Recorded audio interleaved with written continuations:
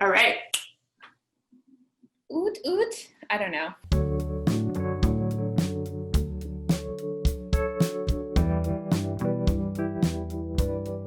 Cheers. Cheers. Ooh, what you drinking? Just iced tea with no ice in it. Okay. All right. Well, I'm Marika. I'm Coco, and I went second this time, and it's throwing me off. And we are. Do we are anymore? Yes, because you say we are, and then I have to say two friends who. Oh, I always. So since you went first, now you have to do it. Go ahead. Two friends used to be both in LA. Now we're in two different places, knitting and sharing what we do. And this podcast is called Knits All Right. It is, even though I never say it. That was actually one of our better introductions. That did not take as long as it usually does. Mm-hmm. So since we're going to chat about our knitting, do you want to start with what you're wearing today? Yeah, because I don't have any finished objects this go round. So I put on one of my first ever finished garment, the Ramblin' Woman sweater. So let's see. Let me see if I can stand up. Dust my pants off. Okay. So this is the Ramblin' Woman. It often makes an appearance in the back of in a couple of episodes, it's been back there. Yeah, it's a very warm sweater because it's DK weight and all of the color work. So it's essentially a double thickness. Like a cardigan jacket. Yeah. So it's very warm, but it's finally starting to get a little cooler here, so I can actually wear it and not sweat to death. Did we say you're in Albuquerque? No, but I am back in Albuquerque. I was in LA for a bit. Now I'm back here. So yeah, it may snow tonight. Who knows? I'm in LA and it's cloudy. That's weird. And it might rain. I don't think so. But it looks like a drop of precipitation may fall from the sky at some point. So very weird. Great. Love it. Love it when it shows up. We go into finished objects. I'm wearing a finished object. This is the Luna sweater from Espace Tricot. I've shown it many times. Let's see, let me back up. And is it finished? Oh, that back is great. The swingy back. So this is knit in Lichen and lace. Pressed flowers is the mohair that I held throughout. And then I put the Knitpicks Lindy chain in Mist and Swan. And I was attempting to stash bust with this one, but then I ended up having to buy all the Swan, so it didn't end up a stash bust. But my favorite combination of mohair plus a cotton linen is successful again because it is, let's do a little double check. It is 66 degrees and I am burning up in this thing. So doing a merino wool and mohair is never going to happen for me. As far as like, not unless I'm going somewhere crazy cold. So I always like to blend linen or linen cottons with mohair. So anyways, I'm in love with like just how light it is, how drapey it is. And I think it's going to be a good winter piece in Southern California. Anywhere else, I don't think this is quite a winter piece. It's probably like a good spring one. Mm-hmm. But here, I'm already pushing the sleeves up. Oh my God. That's the one thing about the sleeve length. I don't know. I think it should have either been longer, like to the knuckles, or I should have stopped it shorter. But this sleeve has no decreases. See? Mm-hmm. So if I had stopped it shorter, it would have looked weird anyways, I think. Would have looked very belle. So I would have had to add some decreases to get it tighter and then cut it shorter. But as is, it makes sense as a longer sleeve. I just should have done it even longer. But I used up like every single yard, meter, centimeter of the Swan that I had, this color. I was pulling from the inside and the outside of the ball to try to like get to the last little bit of the round. So it was because I was holding, I think I was alternating skeins, so I was holding one ball of mohair. Well, I was holding 2 balls of mohair, 2 balls of the linen, and so I ended up pulling from the inside and the outside of the ball to get those 2. It was down to the wire. So I'm glad I used all of it. There's none of it hanging out that I have to figure out what to do with, but it's finished. It's lovely. It's a kind of a neutral and mildly elegant for me. So the only thing I wish is like, if you see the photos, like she has it more like up here, like it's very tight. And then as I discussed, like because it's linen, it just kind of slinks down and it becomes like not really a turtleneck anymore. And I wish I had either tightened the hole so it couldn't slide as much and made it longer. Yeah, I pretty much would have done that. I would have made it a smaller neck hole and longer.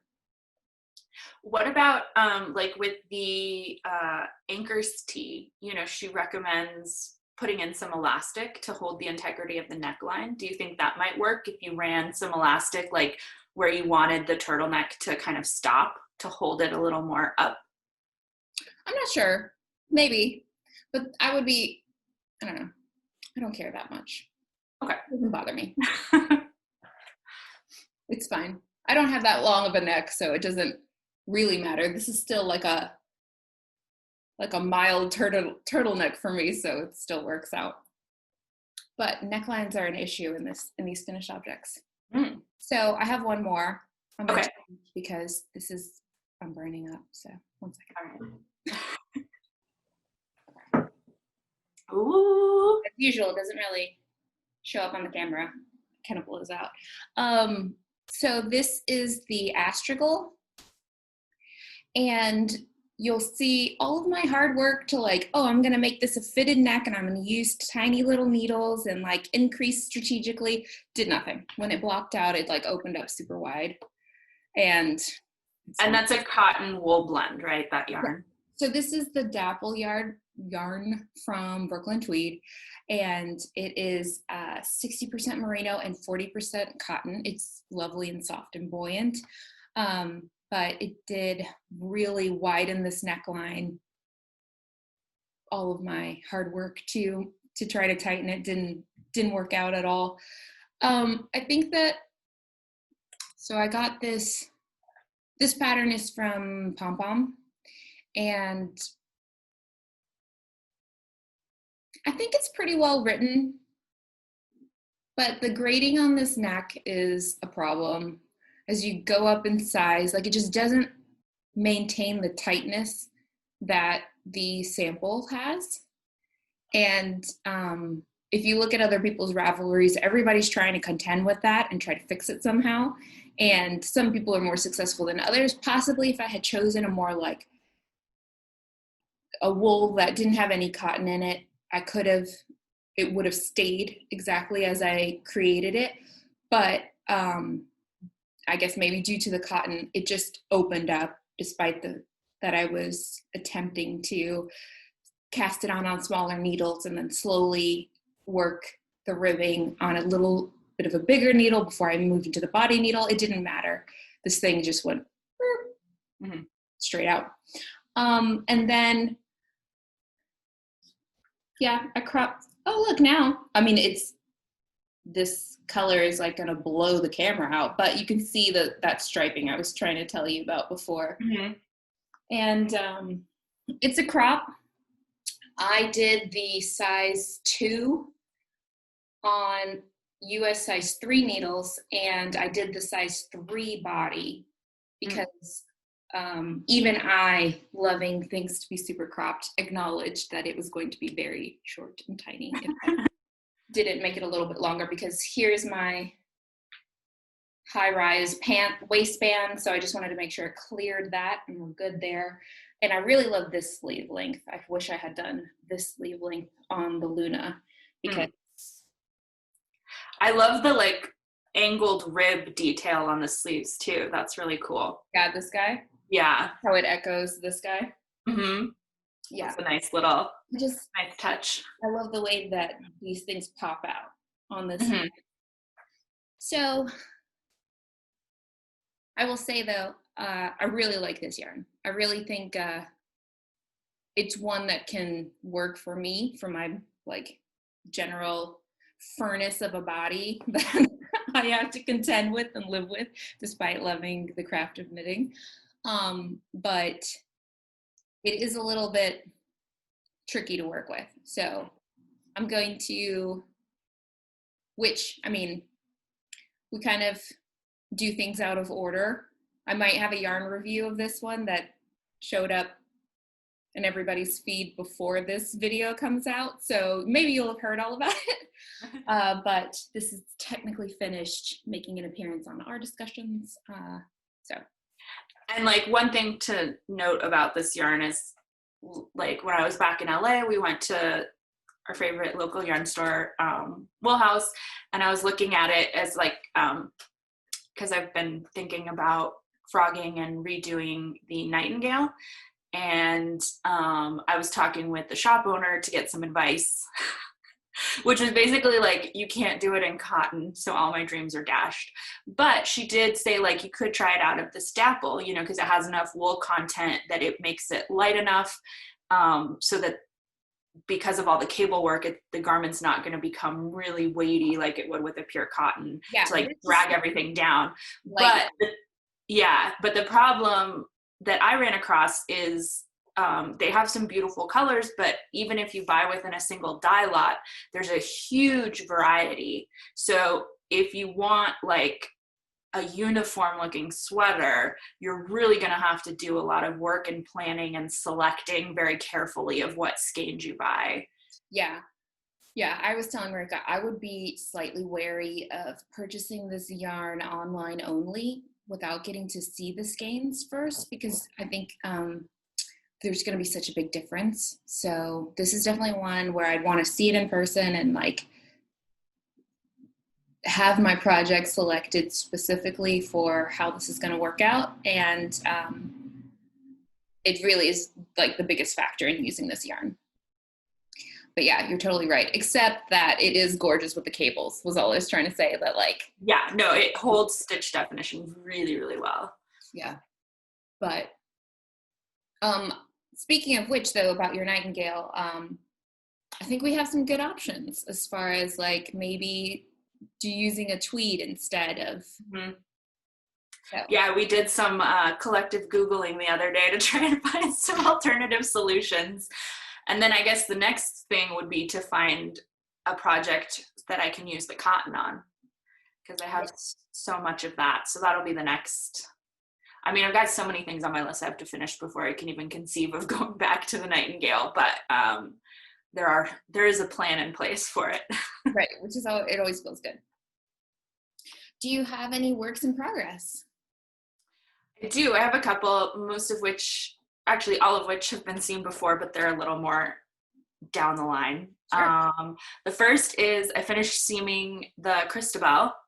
So let me pop that on really quick so you can see how that looks. So this is where we're at currently with the Cristabel. Nice. And this is already blocked, right? Yeah, I blocked the individual pieces before I seamed them. Mm-hmm. So you can see, I might go back and block it. I don't know how well you can see it. Let me move my drink so I don't have another repeat of what I did last time. I might go back, although wearing it, it does seem to pull out nicely. But I was a little worried this shoulder seam up here seemed a little pronounced when I first seamed it together, but it looks like once it's on the body, it's okay. Because I was thinking I might need to go back and just kind of block that a little more to make it a little more even, but it's this one you can see. how you get like a little bit of a groove in there, whereas I'd rather it be a little more, like that. But other than that, it's fine. So now I need to go back through and pick up the stitches for the collar and the button band. But yeah, it's, it came together really nicely. It's super light. Yeah. Which I'm like, I hate knitting with this yarn, which is the Brooklyn Tweed Shelter, but it does give you a really beautiful product. Like, I love the colors that they have it in and the variation of the colors. So like this kind of like mossy green, but it's got, like flecks of bright orange and blue and yellow in it that are really beautiful. And we'll see. I'll keep this on for a minute and see how itchy I get. Yeah, but you were thinking about doing a bouquet in it, right? Yeah, they have a really beautiful, I can't remember the colorway right now, but it's like this very mustard, like really deep mustard color. And so doing that with a bunch of, with like a bright purple as the contrast for the bouquet design. Yeah. So here's a good chance for you to test it out. Yeah. Nice. So you're gonna finish this one before you leave Albuquerque, so you can do it with your mom. Yeah, and I had my mom try it on, so far so good. Everything is fitting. Shoulders are in, so we're past the worst of it. Yeah, and luckily too, like since you do add the button band later, there is definitely forgiveness in terms of, if I need to add a little bit of width, to get, if she wants more ease, I do have that option with the button band. It's not, I can't add like 5 inches to it, but if she needs like an extra ½ inch or an inch, that's definitely feasible, I think. Nice. Good job. Yeah. Okay, we're gonna get into trials and tribulations. That's what we're gonna call this section. So I have been trying to knit a hat for my father-in-law, and it's not going well. So, I should look up and see what the name of this hat is. One second. Then you can show me a picture of it. Oh, yeah. Okay, so this is the Kiuru hat. Kiuru.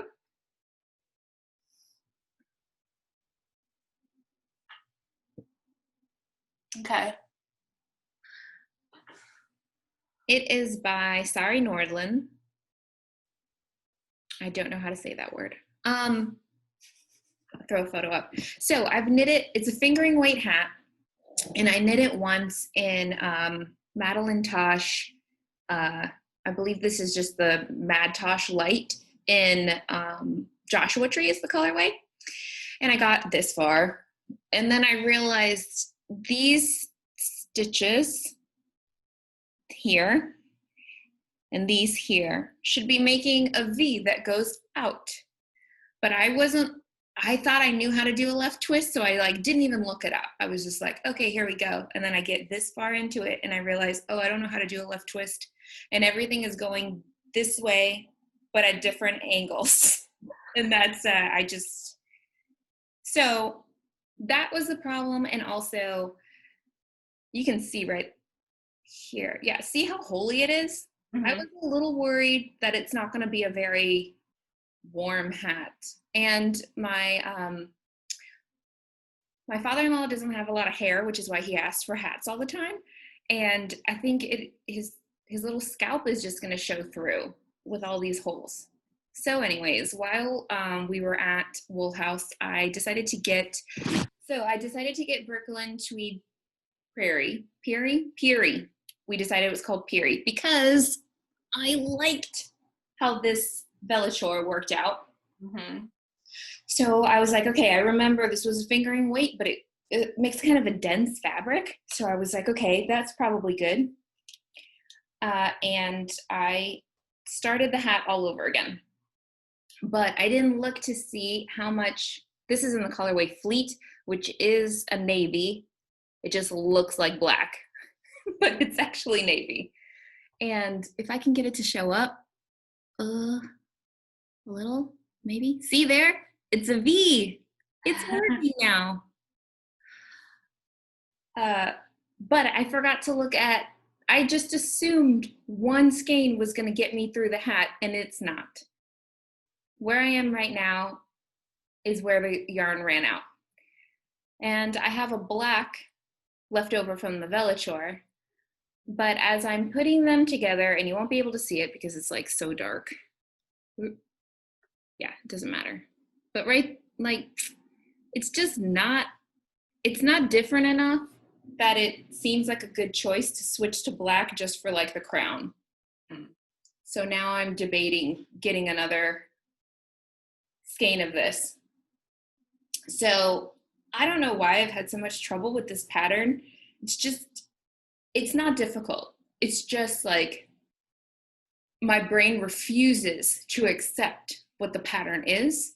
So there's been a lot of backtracking, even though technically this is like the second time I've knit the same pattern, and it's not, again, it's not difficult. It's very memorizable. My brain just refuses to memorize it. So I find this to be a very like problematic and difficult pattern for me to knit, but I'm not suggesting you don't knit it. I'm just saying my brain can't deal with it. It also only comes in one size. So this is fine for people with normal size heads. But this hat would not fit my head. It wouldn't fit your head. Mm-hmm. Yeah, we've discovered that we both share both of our heads have kind of larger circumferences that don't tend to fit one size fits all hats. Right, but we have the same size head. Yeah, we do. We can share hats, just not with the normal population. Yes, I knew we would be best friends when Marika was like, I tried to give her a sun hat because it was LA, and she was like, no, I can't wear people's hats. My head's too big. I don't fit in the hats. And I was like, no, you're going to fit in this hat. I gave it to her. Hat fit perfectly. We can share hats. And I was like, exactly. We're hat friends. We friends for life. Yeah. But I can't put normal people's hats on either. So anyways, this is not showing up, but I'm happy with the result now that I'm getting here, but I'm going to probably be purchasing another of the fleet, because for some reason, even though it's really difficult to see the difference between the black and the blue, I just can't. I just refuse to blend the two, and I don't know why. Mm-hmm. So that has been quite a struggle. And I was so excited because nobody ever really asked me to knit them things. I forced my knits upon people, and he specifically asked for a hat, and I was like, yes, he wants that hat from me. And so I was so excited, and then the first one didn't work out, and now the second one has got issues, and I'm like trying to stay joyful about it, but I am a little bit like, I wanted this to go so well, and it's going well. Very 2020 of this hat. So that's my first work in progress. That I wish sometimes that on Ravelry it had that little thing that tells you the pronunciation. Mm-hmm.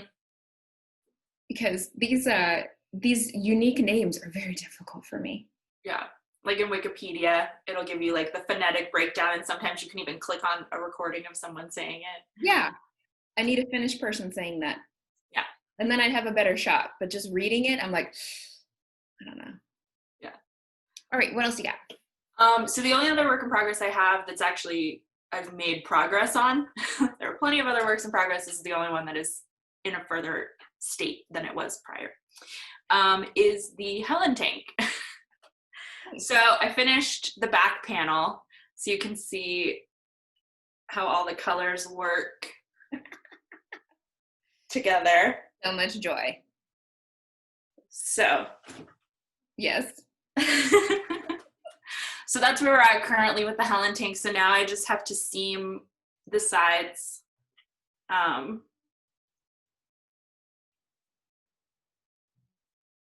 so we'll wind up with let's see. Ugh, the curling on this is insane.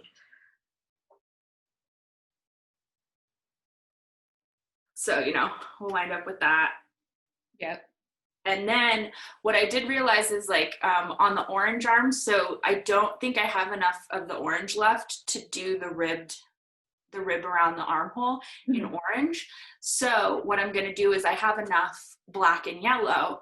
So on the back, I'm going to do the black ribbing around the armhole so that you have all 4 colors present on both sides. And then on the front, it'll be the yellow. Okay. Does that make sense? Yep. Yeah. It is the reverse of what I thought you were going to say to do, and that's why it took me a second. Yeah, well, originally I thought like, oh, I'll just do black and yellow and I'll keep it with the front and the back, you know, the same. But then I was like, well, I'd like to introduce all 4 colors in one field of vision. Yeah. So I was like, I'll just split it the opposite way. Sure. And you do the ribbing flat before you seam it? No, you seam and then pick up. So you're going to switch colors in the middle of the... Pick up, yeah. Keep the intarsia going.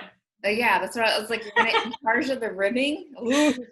I mean, it's just 2 points. At this point, you're like... At 2 points, you just switch colors, you know. And then what it did, I didn't read the instructions on the front panel, and I just bound off at the top. You're supposed to keep these live so you can do a 3-needle bind off with the back panel. Sure. But what I'm going to do is I left these tails pretty long. These are only 10 stitches wide at the top. So I'll just rip out or pull out the cast off and then do the 3-needle bind off that way. Do you do ribbing around the neck line as well? Mm-hmm. And so I have enough blue, so the collar will just be blue. All the way around? Yeah. Because both the front and the back you've bound off so that all the edges, all the raw edges of the neckline are blue. Yeah. On both sides. It's interesting that you ended up with enough blue. Did you have more balls of the blue than the other colors? No. But you start the blue later, and because the orange like encroaches into it, you just use a lot less of the blue. Okay. So cool.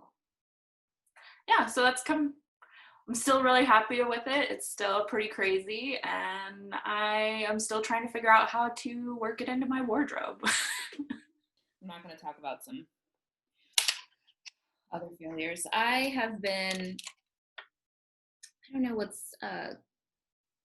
have lacked focus. I don't know why.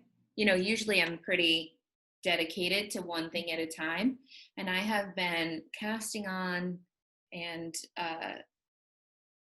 adding so many more projects than are necessary. Maybe it's avoidance, like I'm trying to avoid doing something. I don't know. But I'm not going to show you the questionable things I've been working on. We're going to pretend like I've been staying focused because weird things. You know, trying to deal with like the stash acrylic you've got always leads to like weirdness. Mm-hmm. Okay, so next we're going to talk about my minaret, following up on the Things Aren't Going Well series.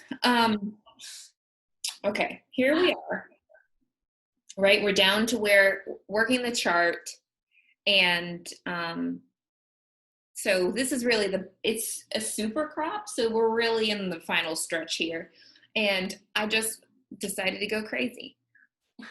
I didn't know how to do the bobble. Like I read the instructions and it wasn't making sense to me. So then I went on YouTube and I looked at Vullenvine's bobble video because I really wanted, for some reason I was like, oh, I really want my bobbles to pop out, you know? They look a little demure in everyone else's photos, and I realize now that they're a little demure because it kind of fits the overall look of the sweater. I've made these huge bobbles that I just don't feel are in keeping with the aesthetic.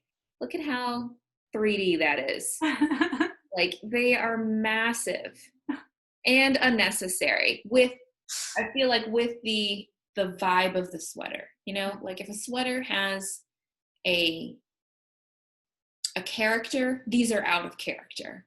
So there's one problem there. And after I did them and I got like 2 lines down, I was already starting to question them. I was like, I don't know. I think I did them too big. because basically I did a 5-stitch bobble where you start off with 5 stitches, and in the pattern it's only a 3-stitch bobble, and I was like, that can't be big enough. So I did this and it's too big. Anyways, then I proceeded to read the pattern wrong.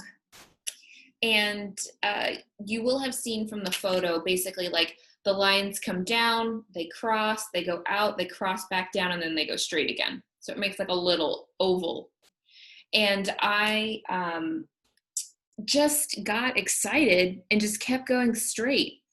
And then by the time I got down here, I realized like it should have curved by now back in to finish the oval. And yeah, I missed the part where it said like only knit a couple of things and then restart the chart a second time. I just blazed over that and just went down to the part where you're basically finishing off the sweater. So I've got to pull back to before this bobble, but I just wanted to show you that despite the fact that I finish a lot of things, I mess up a lot of things more than I finish. So that's where this one is. I have to go back, which, you know, this is I'm not going back and restarting the whole sweater. But again, this is a sweater where I just, like, my brain won't do right. Just won't do what it's supposed to do. Won't read. It won't accept. It just won't do. And I will be glad when this sweater is done because, again, it's not a hard sweater. It's just a sweater my brain doesn't want to deal with, I guess. I don't know. So that's what's going on this one. You can make bobbles that are too big. I didn't think it would be possible, but here it is. A too big bobble. So that yarn is gorgeous. I know, I love it. And I really want to finish it this week. It's my goal to get it out of my life this week. Mm-hmm. So I'm gonna try to stick to it. This week, me and Marika were like trying to set goals for ourselves because I was feeling very like chaotic in my crafting. And I don't know. I just felt like, Marika, you were getting hung up on things. So I was like, let's fix us both. Yeah. So we sat down and we made just like a quick list of like what projects we want to like, and it wasn't like finish this, do this, da da da da da. It was just like make progress on this, you know. So like one of my things was like finish seaming the sweater, you know. Don't finish it, just get the seaming done. Yeah, trying to break it down into smaller bite-sized pieces, things that we knew we could do. Like, I'm going to seam this. Mm-hmm. For me, I was like, I only had 2 inches in the ribbing on the Luna, and I was like, you can do the 2 inches, and then if you go crazy, you can do the ribbing. And then at that point, I was like, and I'll finish it. So that was very helpful because I think we were getting a little like, yeah. No, it was definitely good. And I accomplished everything on my list. So that was also really good. There were only 4 things, but I did them all. I only have one more, and then we're done with the knitting. I am working on the Posa cowl. I think it's a cowl.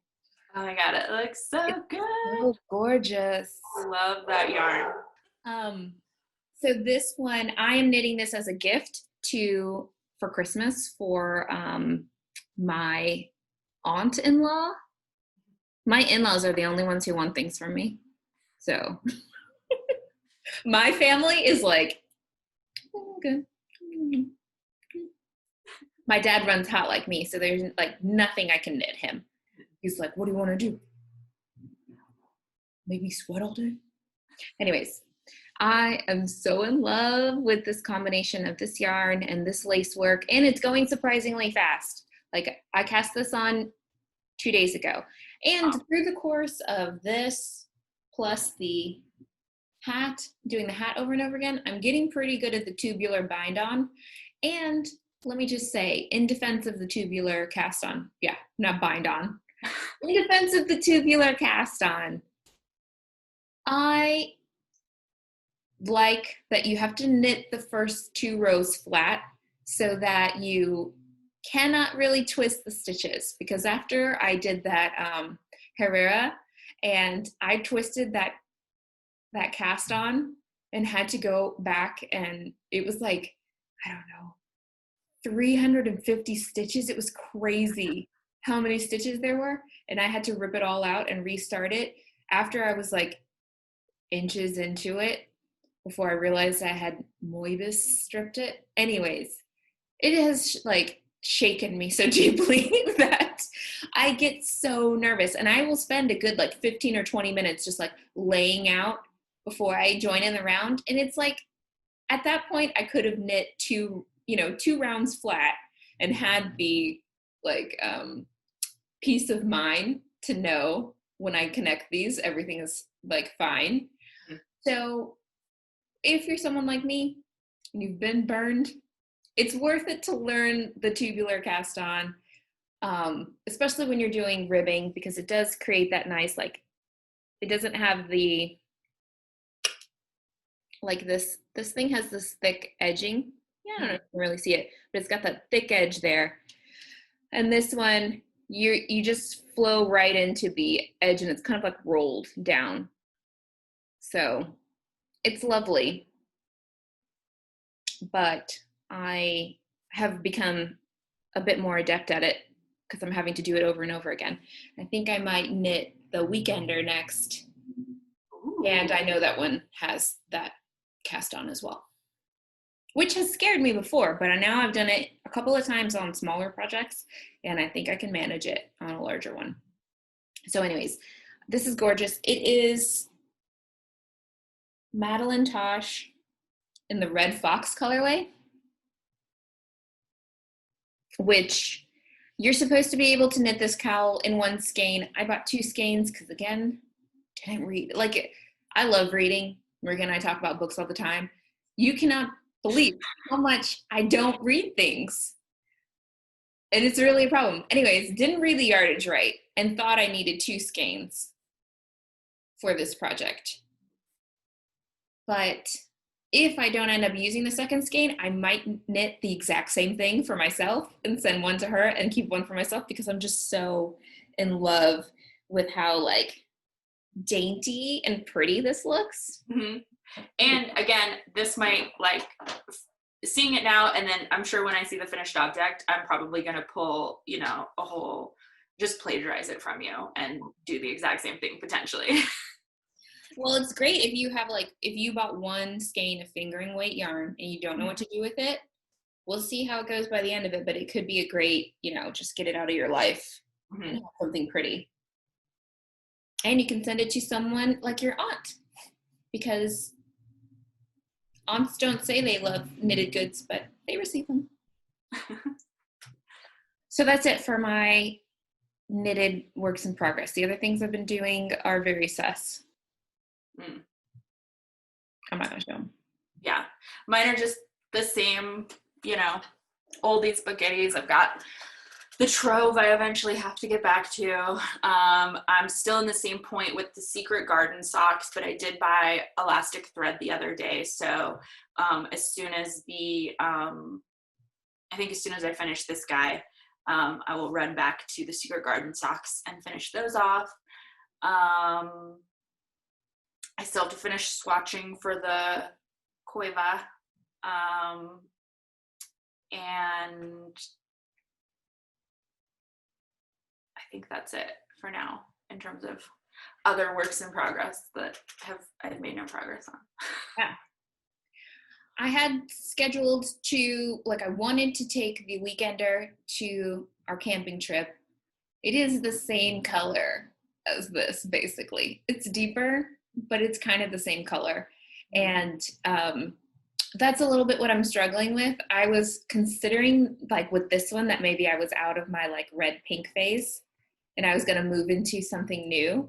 But if I do that one, and I already have the yarn for it, so it's eventually I will have to do it. But if I do it, I'm staying in this phase. And I just don't know how I feel about that. Because I can tell that I'm ready to move on. I was going to go into a creamy phase. But I'll do it. I'll finish it. I already have it. Yeah. And I feel like the Weekender's been one on your list for a very long time. It has, yeah. So it'd be good to have one. It just seems like a very functional piece, which is good to have. Okay, so is that it for the knitting? I think so. All right, we'll say cheers.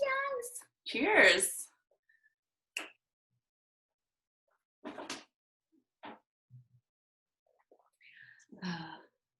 Happy knitting. Happy knitting, everybody.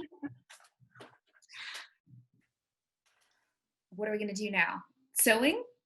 I think so. I have so much, I have 2 sewing things to share with you. I have nothing. Okay, well, one, I finished the t-shirt. It is very blown out. I know, yeah. Hold on. I also had to unroll the sleeves so I could put on a cardigan, so now I gotta roll them back up. Give me 1 sec. I don't know if these are rolled evenly, but okay. So, it's hemmed. Here's the rolled sleeves. You know, it's huge. Yeah. It's huge.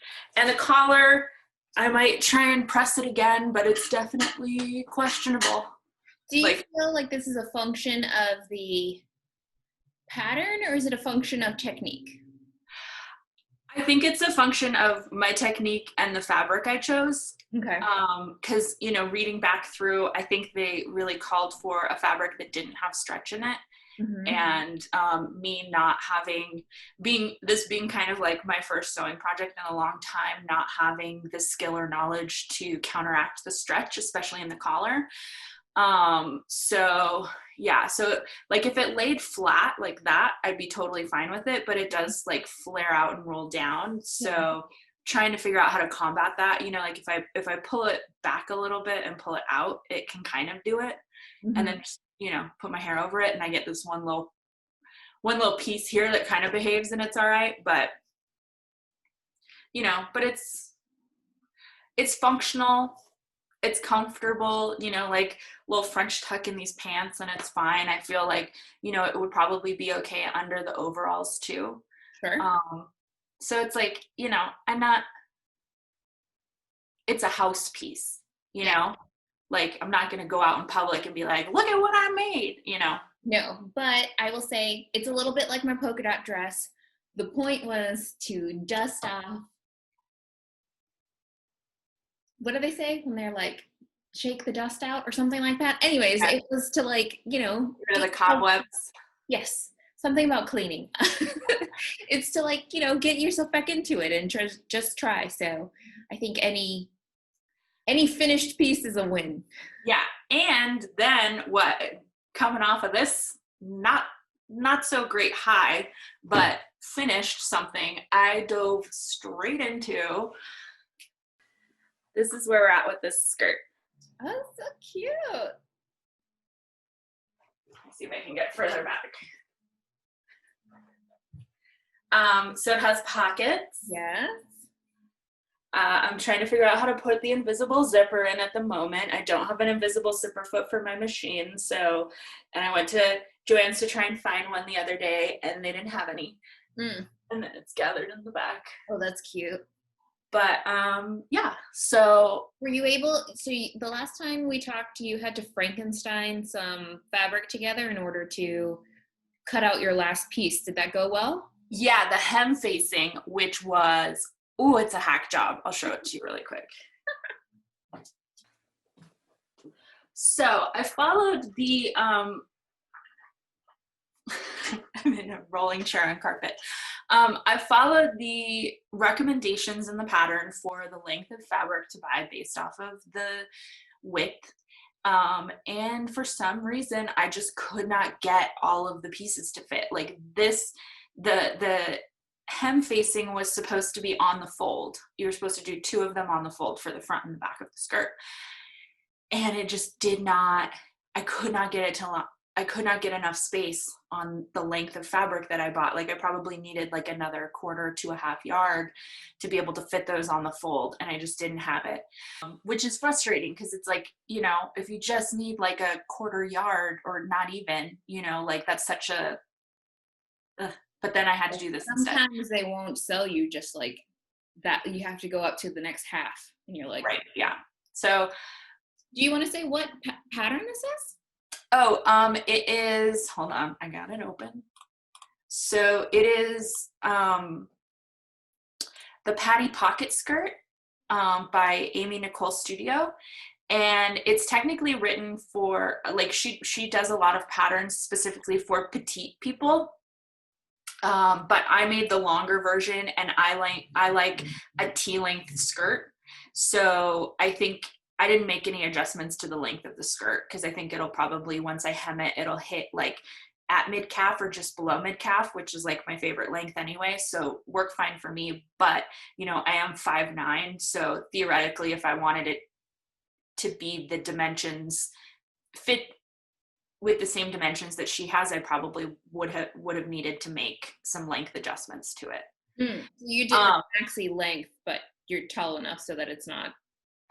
Yeah, hers is like, I think hers is more like on her, the view B, which is the longer skirt, because there's an option to make it kind of like a mid-thigh or like a almost maxi. I think it's like just above the ankle where it hits, but like the way it worked out for me, it's like a T-length, which is great.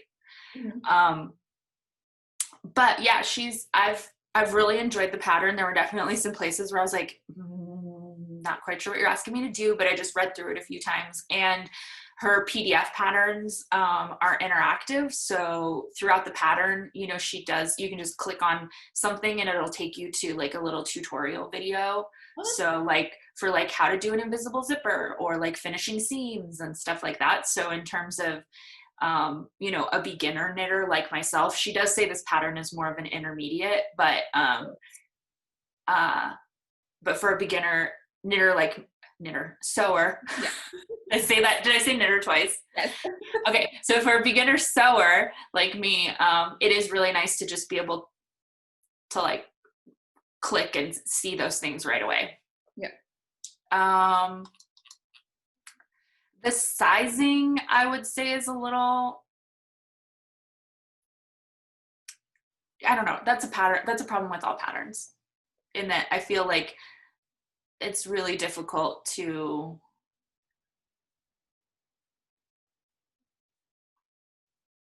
we don't need to talk about that. Never mind. We'll skip that part. I think what you're trying to say is like you have to get over your shit. You have to get over your shit too. And then I think also the nature of her patterns being for more petite people, you know, I'm really like pushing the edge there. And I also cut this pre-COVID, so I definitely am making a smaller size than what I would make now, but everything was already cut, so too late. Just gotta like jump some rope and eat some kale and hope it all works out.